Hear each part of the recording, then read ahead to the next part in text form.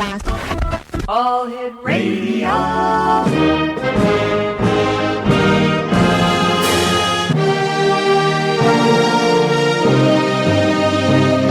Welcome to the X Zone, a place where fact is fiction and fiction is reality. Now, here's your host, Rob McConnell.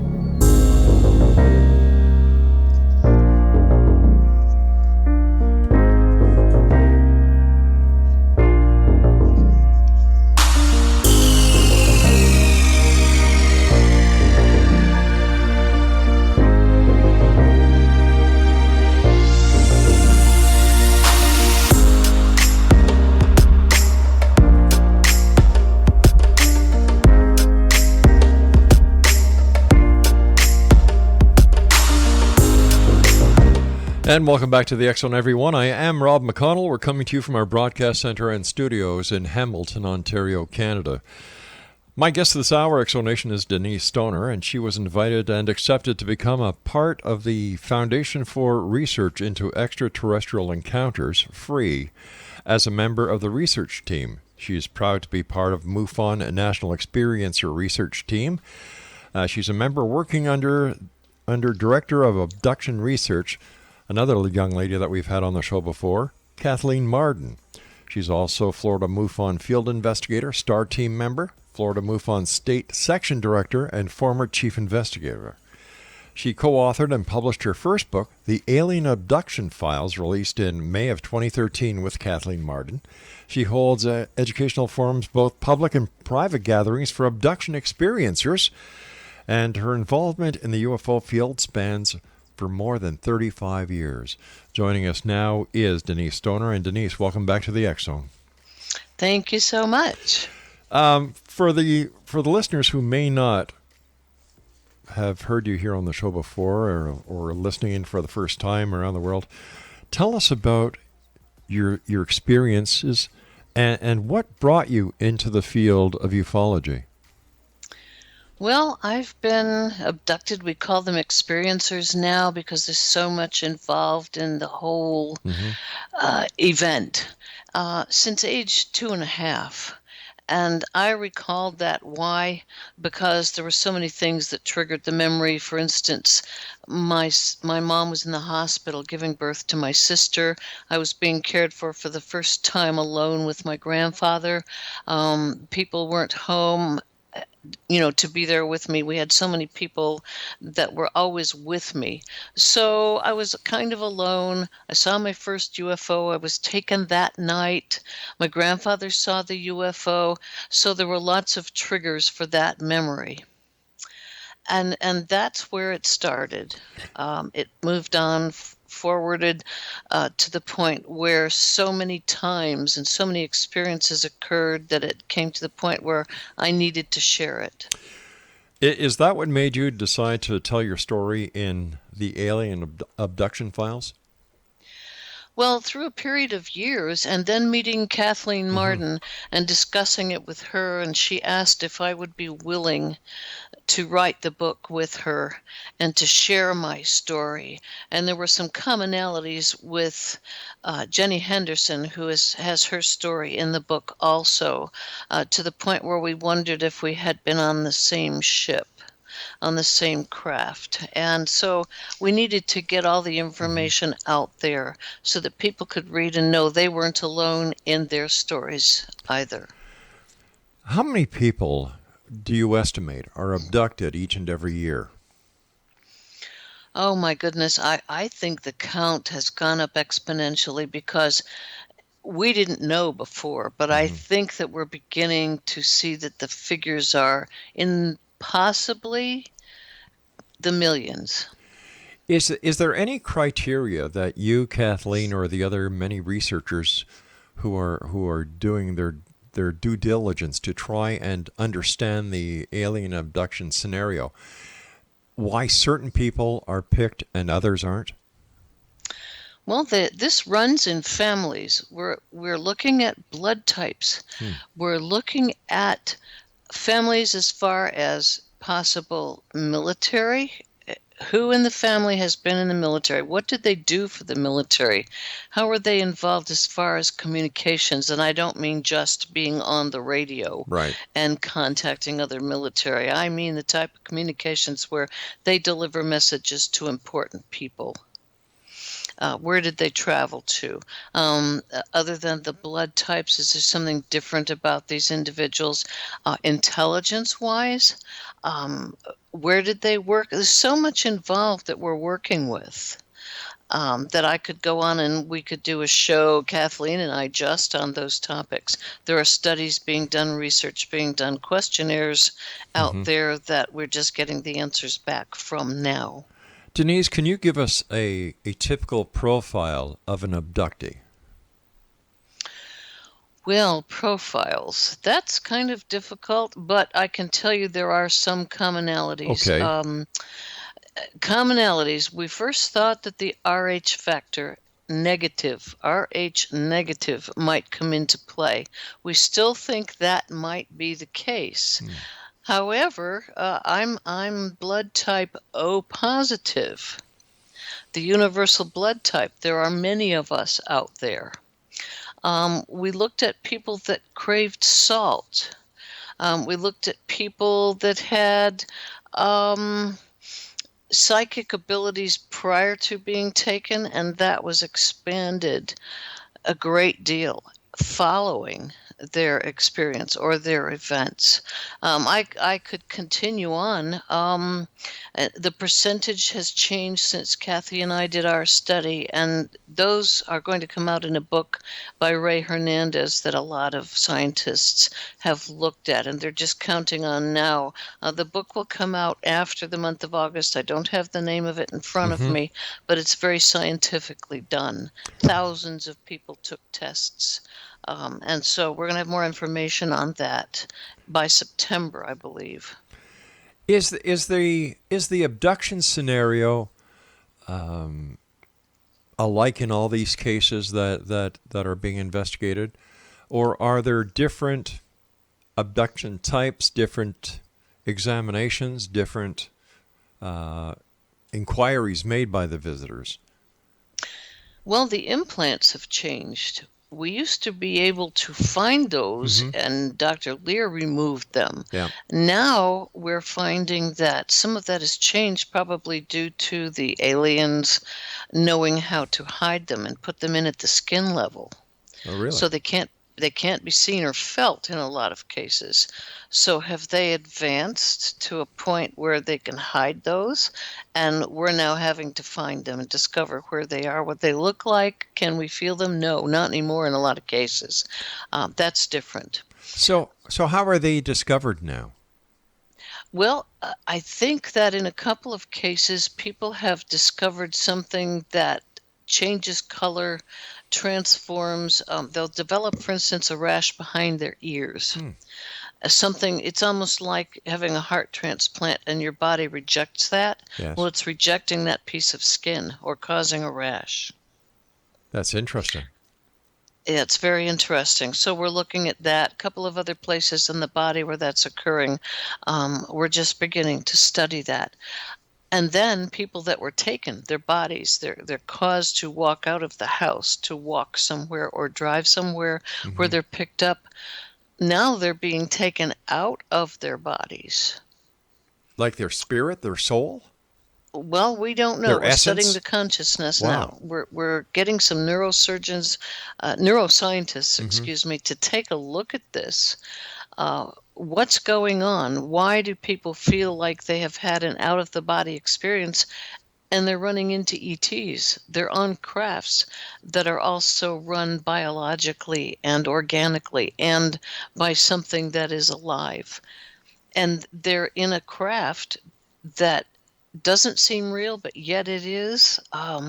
They can't see it from the ground, but they know that they're in something, engulfed by something that's alive, as are the entities that they meet. And then when they come back, their body's on the bed. It's just like an out-of-the-body, near-death experience, that type of thing, and they're put back into their vessel. That's That's amazing. It is. It's fascinating. Yes. So we need to know how far advanced are these entities that took us bodily before Right. and possibly had difficulty sneaking us out. Maybe that's why, or perhaps that's why we were taken at night before, Right. more than we were in broad daylight. Some of us were. I was taken in broad daylight out of a glacier valley. All right, we're going to talk But- about that when I come back from this commercial break. All right. Denise, thank you so much for joining us. What is a website that people can check out? Well, my website had to be taken down. It was hacked. You're kidding. But they can, no. And a lot of us that's happened to, but you can reach me at DM as in Margaret Stoner, the number 1 at gmail.com. All right, that's DM Stoner, the number 1 at gmail.com. Denise Stoner and I will return on the other side of this commercial break, Exonation.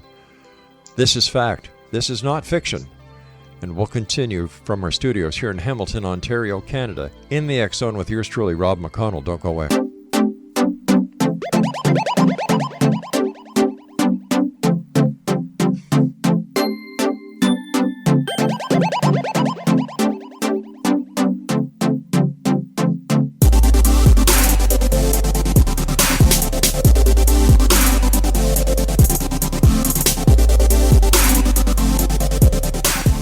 Welcome back, everyone. Our guest this hour is Denise Stoner, and I have a copy of the Alien Abduction Files, most startling cases of human-alien contact ever reported, that was written by Kathleen Marden, and, of course, our guest this hour, Denise Stoner. And I had the opportunity of having Kathleen on with Stanton Friedman, I forget when it was, but discussing the book.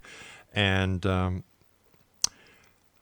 it seems that not only has the human race evolved, but so has the alien race or the extraterrestrial race when it comes to taking what they want from our very existence. It puts a whole new connotation to soul snatching. It appears to. And are they actually snatching souls in a mean way? Is there some other reason for why they do this type of thing? And I had that experience on a craft where possibly Jenny Henderson, who's the other effort in this book that we Right. wrote about, and I did not get to meet her at first because there was a possibility we were on this craft, and the ETs were very upset about this project. They felt they should not have undertaken with human beings. It is a possibility, just my opinion and no one else's that I know of, that they were upset and that we were to undertake this project. They decided that we should try it, or they should try it, make an attempt. There were these black boxes that were seamless. They were extremely shiny. I felt I had something very precious in my hands on this craft, and I felt like I shouldn't have had it. And they were looking at me like they shouldn't have given it to me, along with the others on the craft. And we were on a huge, huge object, the UFO itself. And we were sent down a hallway. I saw a couple of people, and Jenny may have been one of them, who ran away, attempted to run away. She, of course, could go nowhere. I had been taken out of my bed that particular night, and it had a balcony, this craft did, that opened up out of this craft over a huge granite cliff.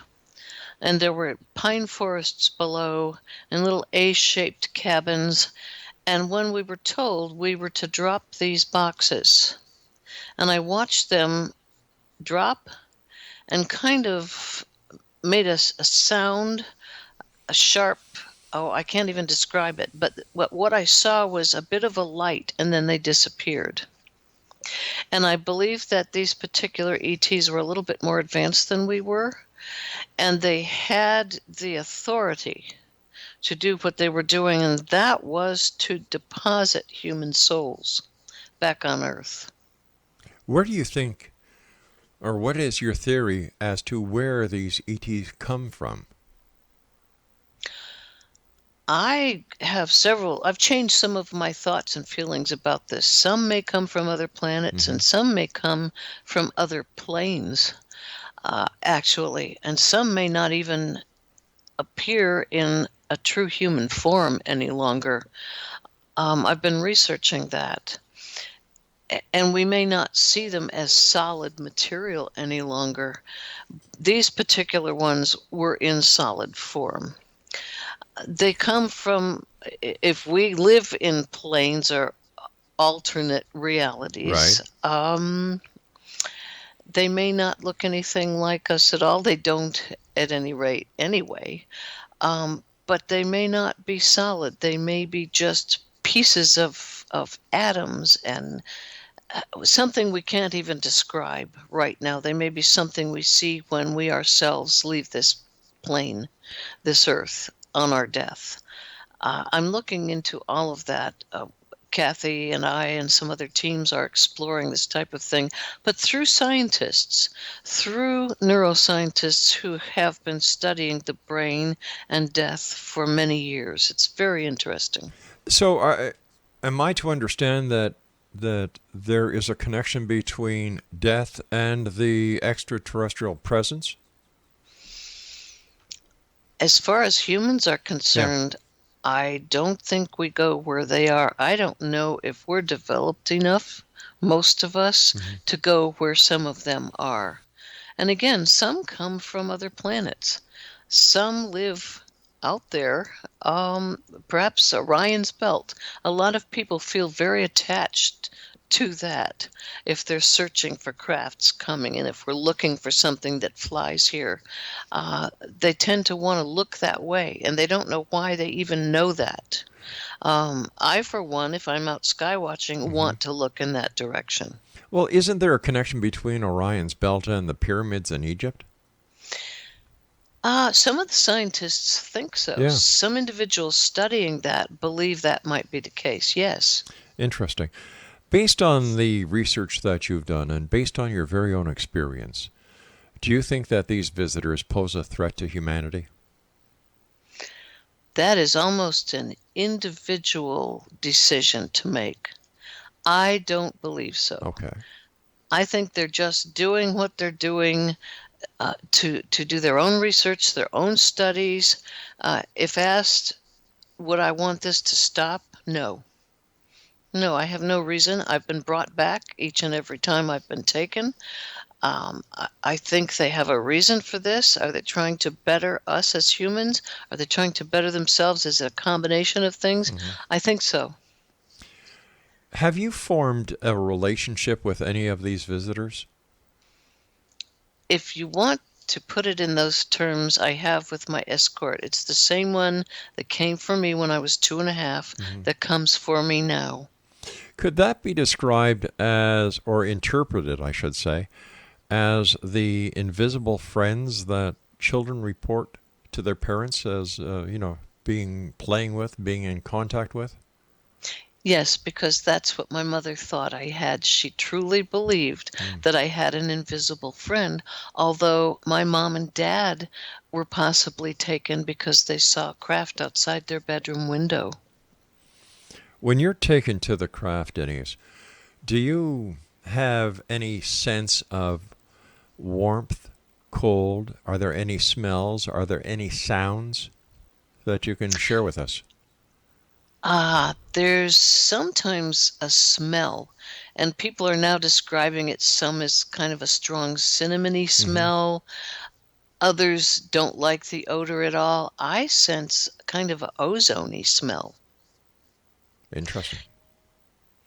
If you have any idea of, have you ever walked into a place that has some of these ozone strips hanging from the ceiling, especially in a place where you're still allowed to smoke in a bar?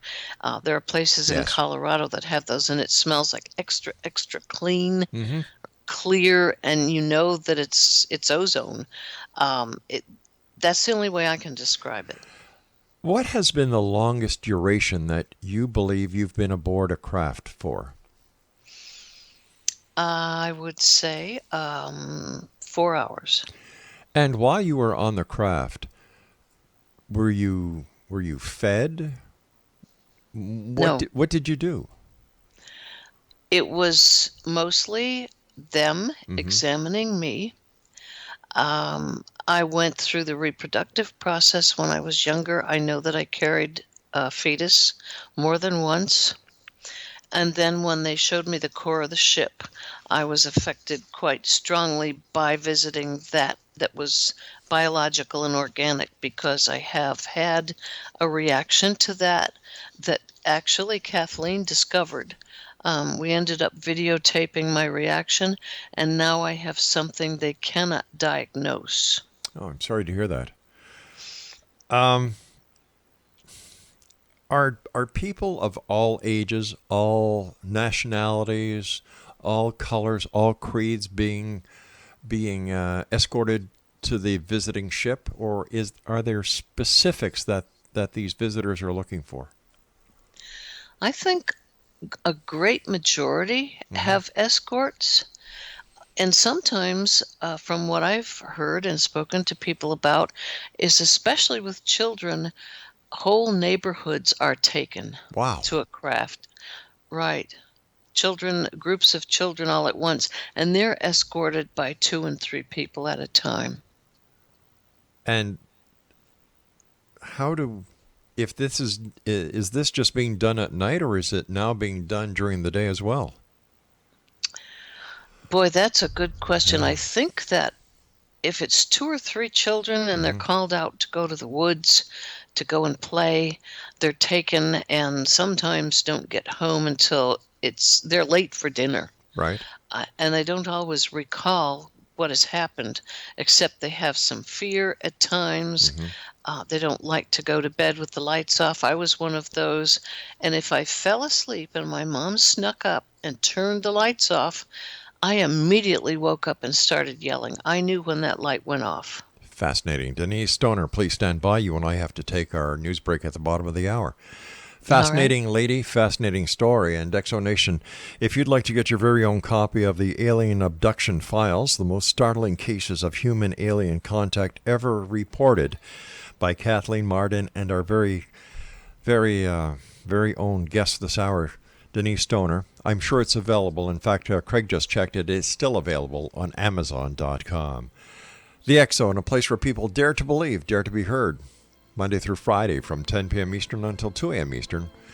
With yours truly, Rob McConnell. Denise Stoner and I return on the other side of the news. Don't go away.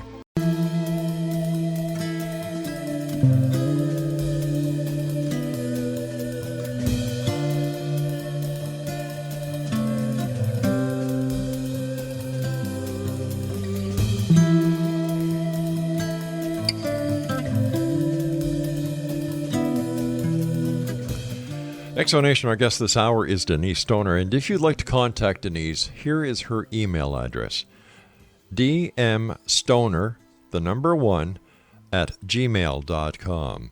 And Denise, thank you so much for sharing with us tonight, and the next time you're speaking to Kathleen, please give her my best. I will do that, and thank you for having me. It's my great pleasure, ma'am. While you were on board this craft, at any given time, did you feel as if you were in danger? The fear, and I've spoken to several people about this, you are very much afraid when you're being taken to the craft, and you're very much afraid until you are on the interior. And many of us then, the fear, once we're inside, the fear is gone. And I don't know if it's because the escort has the capability of stopping that fear, or you're just curious, or once you're inside, there's something there that makes you comfortable. What can you tell us about the escort? Maybe there's somebody listening tonight who's had these memories, these glimpses of something that your conversation tonight is triggering in them. And after the show, they're going to send you an email saying, I listened to you on the X Zone. So what can we tell them? How can we help them find inner peace, that what they are thinking or what they have experienced is not a dream, but real? Well, the escort, to me, was someone that was about 5 feet tall, maybe a little taller. He was a gray with the great big eyes. He never spoke. He would send information or messages telepathically. At first I thought, where am I getting this from? It took me a while to understand that's how the information was sent to me. I think he understood my thoughts and what I was thinking, and if I was afraid. And when I was in pain from some of the medical process that was going on, he put his hand on my forehead, and the pain would instantly go away, and the fear along with it, if I was afraid of the process that was being done to me. So that occurred. When he showed up, after a few years, I understood he was there to take me with him and to guide me through what was going to happen, which on occasion was to step into a blue light or a gel-like substance that would break me apart completely into a molecular mess in order to get me into the small opening of the craft a human would not fit through unless that occurred. Something like the Star Trek transporter beam? I would say kind of. That's the only way you could describe it. But I broke apart, and I knew I was broken apart, and that was painful. It was very painful. And then I would find myself standing inside the craft in one piece. How many times do you believe that you've been abducted over the years? I would say 50 plus. My goodness. Obviously, when was the last time you were abducted? It has been approximately 4 years now, at least 4 years. The last time was an attempt that was made. I know I was taken. I don't recall it, and Kathleen and I have not looked into it, but I was dropped. Wow. And I was dropped beside my bed to the point where I wasn't just, put down. I was floating, and I woke up when I was about 3 feet above my bed, but I was not above the mattress, but above the floor. Ouch. And somehow I was pushed backwards. We had a little set of steps for our small dog at the time, so he could climb up on the bed. I was shoved backwards so that my pelvic area was shoved against the step, and then I was slid to my left where the wall was, and I was slammed so hard I broke the drywall with my head. My God. Yeah, and then I fell. I broke a small trash can that was sitting against the wall that cracked into about 3 pieces, and then I hit the floor. I bruised my neck, my shoulders, my head on the left-hand side. There's still damage there. And then when I came to, I looked and I saw my husband standing there, wondering what in the world happened, because he had been in bed sound asleep and the crash was so tremendous. He saw the crack in the wall. He couldn't figure out how at that height I had made that crack in the drywall. And then we looked, and Kathleen has the photos. I had a huge bruise on my ribs on the other side. Didn't belong there at all. And there was a great big needle mark, as if a huge needle had been inserted into my abdomen. What does your husband think about all this? Well, Kathleen worked with him to the point where she did some hypnosis, and it was discovered that he was probably on the craft, but did not choose to see what the ETs looked like. He is a Vietnam vet, and he felt that he did not want to see what they looked like personally, or whether anything happened to him. Let's put it that way. He saw a craft in broad daylight when we lived in Colorado, up in the mountains, when he came back from Vietnam. He was fine with that. And then he witnessed a gray putting me back into our truck when we were going to go scuba diving in Colorado. So he couldn't move. He was frozen to the seat and watched that process where the ET was placing me back in our seat. So he did see that. He spends the day with that set in a box in the back of his mind. He doesn't live in any kind of fear. Right. And he knows it's something that happens. in our life, but he doesn't let it drive him as far as ruining his life. Before the guide comes to, or the escort comes to take you, do you have any idea that it's going to be happening? Do you get any feeling, any premonition? Yes, I do, and so don't many others. You can get a buzzing in your ear, Right. A ringing in your ear that's similar to tinnitus. Right. There's something slightly different about it, though it's hard to describe. And you can get I can describe it as a vibration all throughout your body. And it's a warning that, well, we're coming. So just be ready.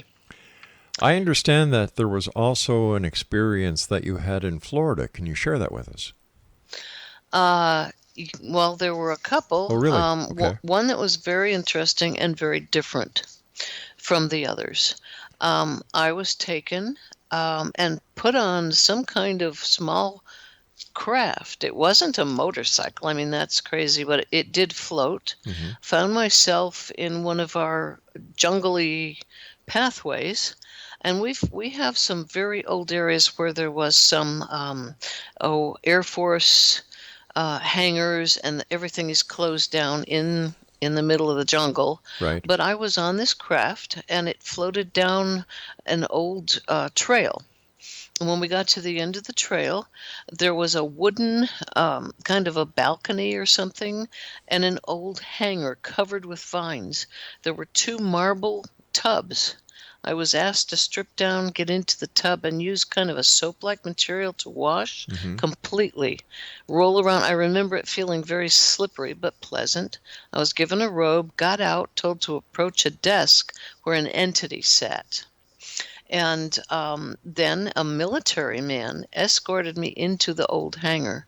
There were other humans there sitting at long tables, and a huge craft approached and hovered over the ceiling of this hangar. It's somewhere not far from here. I know it.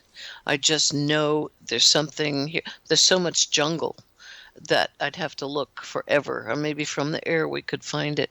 And then a reptilian type creature and a human, both dressed in military jackets but no collar insignia, dropped to the floor from the craft and began to speak to us very rapidly. I recall none of what we were told. And then I was returned home to find my husband. He was so sound asleep, I couldn't wake him up. So that was very odd. I don't know what it was all about. I just know it happened. Now, do you live on the Atlantic or the Gulf side of Florida? We are on the Atlantic side, but it's just north of Orlando. Right. So it takes us about an hour to get to the coast. Yeah. Why I was asking that is because there's, all the experiences that people have in the Bermuda Triangle, which is just off the shores of Florida. And Correct. is there a connection, in your opinion? Well, I don't think people realize this. Tampa, which is not far from us either, we can get there in about an hour and a half, Right. 2 hours in traffic. If you look it up, you'll find something called the Tampa Triangle. All right, we're and going to it have a comes bit of a right to the shore. We're going to have a bit of a cliffhanger here, Denise, because I've got to take my final break. I'm very well acquainted with the Orlando area. My wife and I have a home there.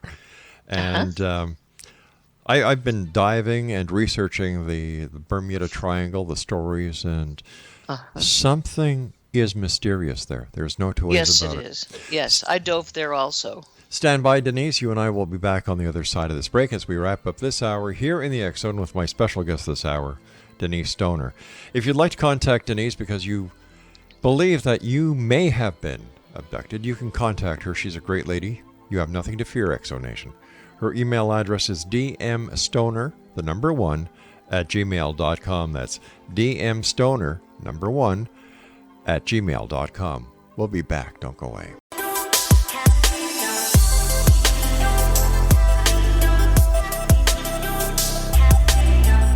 Denise Stoner is my guest, Exonation. Along with Kathleen Marden, they have authored a book entitled The Alien Abduction Files, the most startling cases of human-alien contact ever reported.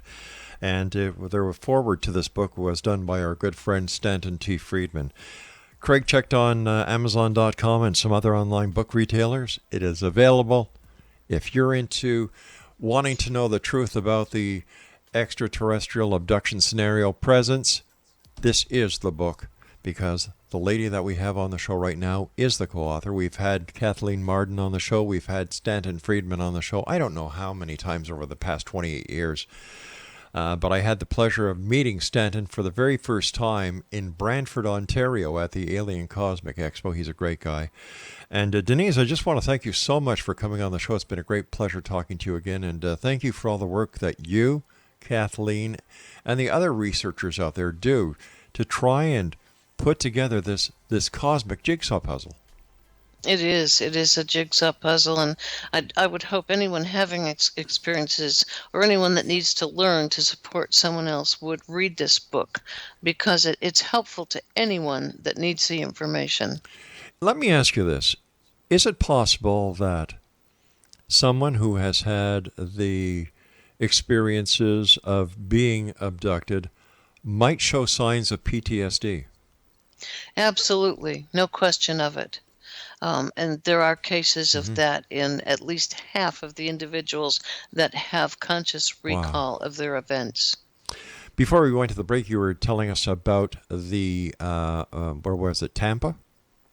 Yes, Yeah. Tampa has their own triangle that comes all the way to the beach. You can look it up and read about it.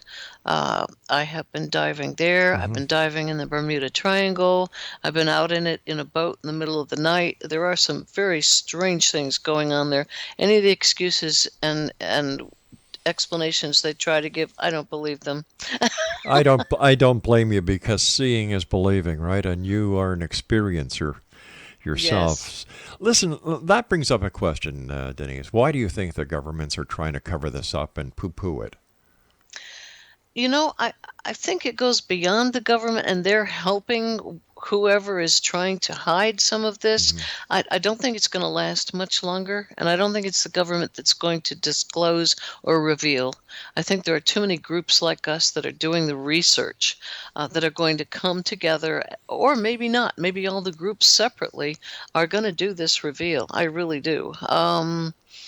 I made a little statement that I think people would like to listen to. It's these experiences, events, whatever we choose to call them, are so various and different.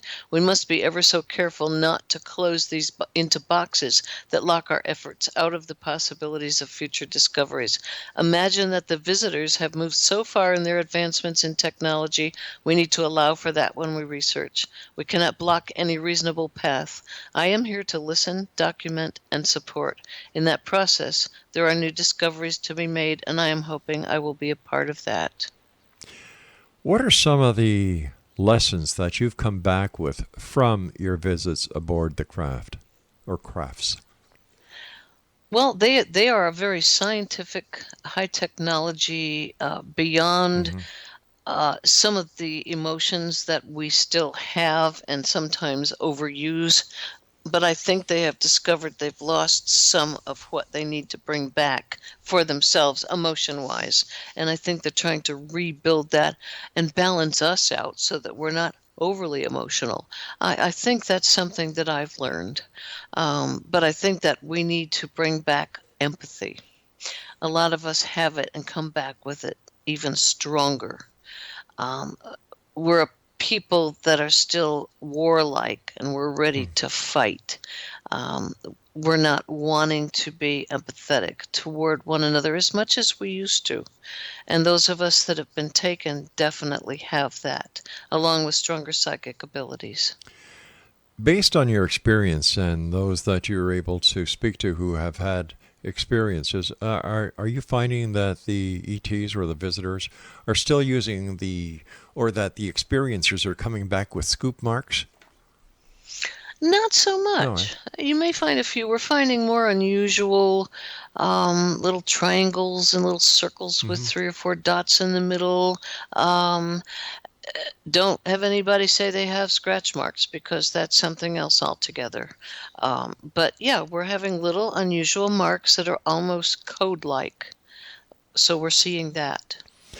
Is there a connection between the human alien abduction and the cattle mutilations that seems to be so prevalent in the late 90s, I would imagine?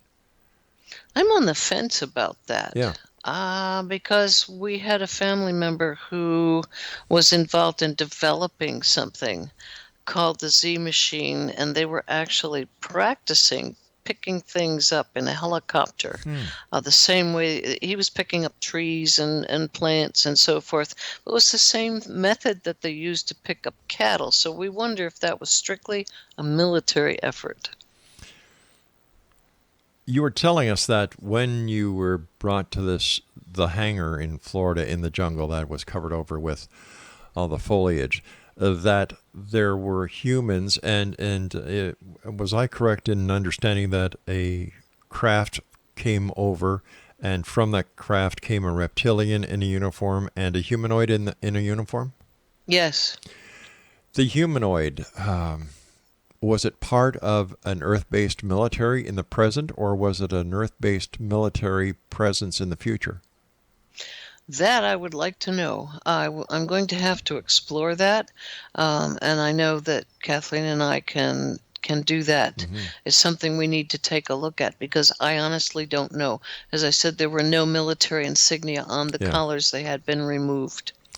Is it possible, and this is just an idea that came to me, is it possible that the visitors that are escorting you and other experiencers to their craft are actually from our future and are doing this to prevent us from an atrocity that Earth, if we keep on going the way we are, is going to actually take place, and they're doing their best to avoid this, because whatever it is may have cosmic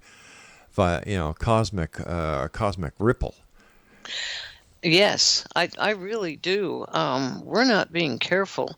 We're just very selfish when it comes to what we want. And we're not going to become a world-friendly people until we stop that. And I don't know how we're going to, and I think they're watching us very, very closely. That's just my opinion. Might not be anybody else's, so I need to say that. But yeah, we're going to have to leave the planet if we complete our mission to ruin it. Yeah. One more question that I'd like your opinion on. If it ever came to the point where two countries on this planet became so volatile against each other that one of the countries pushed the nuclear button, would the visitors, in your opinion, intervene? Oh boy, that's a good question. I think that they're thinking about it, or they've thought about it. I think they've got a lot of their people here in the way of hybrids.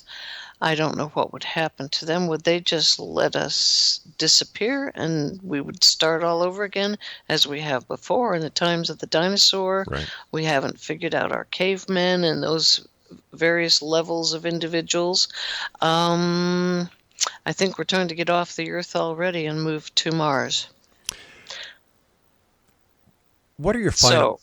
Go ahead. I was just going to ask you if you could share your final thoughts with the listening audience of the Exo Nation tonight. What message would you like to get out there? Well, final thoughts. I think that if you are holding something back that has happened to you, I think it's time to stop it and to find the right person to tell it to, and find your support system. You can contact me. I'll help find someone in your state, in your area that you can talk to. But it's time to share and spread the information. No one's going to make fun of you any longer. The abduction scenario, does it happen all over the world? Yes, I believe so. Yes, I've talked to people from many countries. And the experience itself, the craft, the escorts, they're all the same?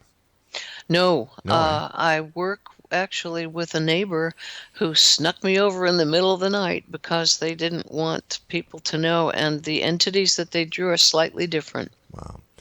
Denise, I want to thank you ever so much for coming on the show tonight. I thank you for all the work that you've done and all the people that you've helped over the years.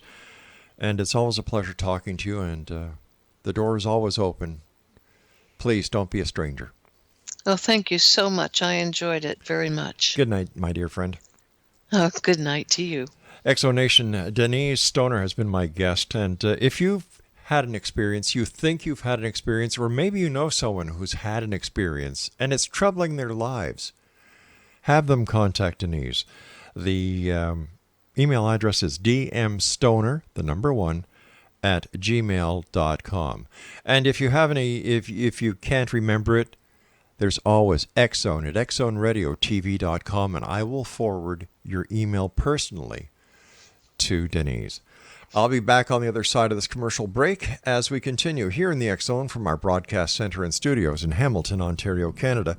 And don't forget, the name of the book that Denise co-wrote with Kathleen Marden is available on Amazon.com. It is The Alien Abduction Files, the most startling case of human-alien contact ever reported. We'll be back on the other side of this break at 6.5 minutes past the top of the hour. Don't go away.